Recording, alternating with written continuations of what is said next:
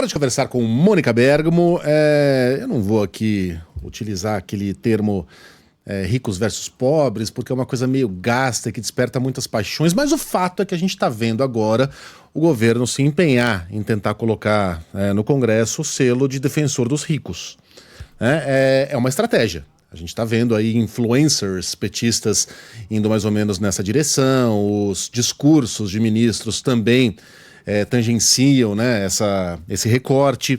E aí a Mônica Bergamo vai falar sobre repercussões dentro da base de governo, dentro da base do presidente, sobre essa estratégia que a gente está vendo nos últimos dias. Diga lá, Mônica, bom dia para você. É isso, Megali, bom dia para todo mundo. Pois é, lideranças dos partidos aliados à base do Lula não apenas estão fazendo discursos, o próprio Lula, os próprios ministros, né, Megali, mas também estão inundando as redes sociais com vídeos que criticam duramente o Congresso sobre a resistência de aumentar impostos e as propostas que já estão surgindo aqui e ali, de economistas, de ex-presidentes do Banco Central, por exemplo, de congelar salário mínimo para resolver o problema da Previdência, de fazer cortes em alguns programas sociais, né? Então, o presidente da Câmara dos Deputados, Hugo Mota, como a gente vai ver no vídeo aí, eu acho que eu mandei um vídeo, Megali, não sei se você tem aí para rodar o vídeo, ele é o personagem central dessas críticas, né? Um deles mostra ele como um personagem Hugo nem se importa, falando para o povo, que seriam os escravos do trampo, como eles chamam, no meio de jantar, com empresários defendendo lucro para cima, conta de luz mais cara para baixo, isenção de imposto para ricos. Você tem como rodar o vídeo, Megali? Temos, vamos lá, vai, Tiaguinho. Fala, meu povo escravo do trampo, aqui quem fala é o deputado Hugo Nem Se Importa e hoje vamos jantar com quem realmente importa, os empresários. Campanha não se paga sozinha. Meus amigos empresários, hoje é sobre vocês. Esquece o povo. A nova lei é simples. Mais lucro pra cima e conta de luz cara pra baixo. Senhores, fiquem tranquilos. Taxar os ricos? Jamais. Aqui, quem tem dinheiro tem proteção. Quem paga a conta são os de sempre e ainda batem palma. Vocês ajudam a gente na campanha com publicidade e a gente retribui com isenção e projeto aprovado. Aqui é parceria de sucesso. Fiquem tranquilos, amigos. O Congresso já decidiu nada de taxar vocês. Agora, congelar o salário mínimo. Aí sim, isso a gente faz com gosto. O governo fica falando em justiça fiscal, taxar bilionário, mas relaxem, meus queridos. No Congresso, a conta sempre cai no colo do trabalhador. Hugo jantando com empresários, negociando a vida do povo. E sabe o que estão decidindo lá? Congelar o salário mínimo e a gente só apanha. E eles estão ouvindo empresários que pedem para congelar o salário mínimo enquanto a gente mal sobrevive. Chega! O povo tem que reagir. Segue aqui no TikTok e espalhe esse vídeo. Todo mundo precisa saber o que o Congresso, inimigo do povo, está fazendo. As primeiras imagens são tudo inteligência artificial, né? De um restaurante que parece ser uma cobertura, numa noite bonita, todo mundo com seus guardanapos lá de pano, um jantar, todo mundo muito elegante, os garçons servindo as pessoas, todos brancos de classe todos homens alta. Brancos, quase. Aí o cara com um microfone dourado fazendo um brinde ali com um copo de vinho. E a segunda... não tem nenhuma mulher. Todos são homens brancos ali de meia idade. E não tem nenhuma mulher? Nenhuma. Justamente acho que a intenção é passar isso, essa, né? Que são homens brancos, ricos. E aí a segunda é uma mulher andando na rua. Andando na rua, segurando o próprio celular ali, gravando um vídeo selfie. Uma mulher negra. A mensagem é claríssima, né? Não precisa nem explicar. Pois é, Megali. E essa disputa nas redes faz parte da estratégia do Lula quer dizer, esse vídeo não é dele, né? Mas são de aliados dele.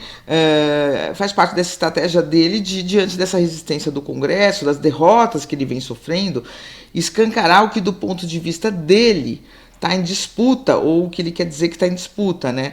Então, dessa estratégia fazem parte as inúmeras entrevistas que o ministro Fernando Haddad está dando. Isso está combinado com o Lula, dele sair falando bastante sobre essa questão, né? Os pronunciamentos de deputados no Congresso e a decisão agora de ir ao Supremo Tribunal Federal para fazer valer o decreto que aumenta o imposto sobre operações financeiras. Esse decreto que aumentava esse imposto foi derrubado pelo Congresso. A AGU, a Advocacia Geral da União, já anunciou que vai ao Supremo. Hoje tem até um pronunciamento do advogado-geral Jorge Messias para detalhar essa medida.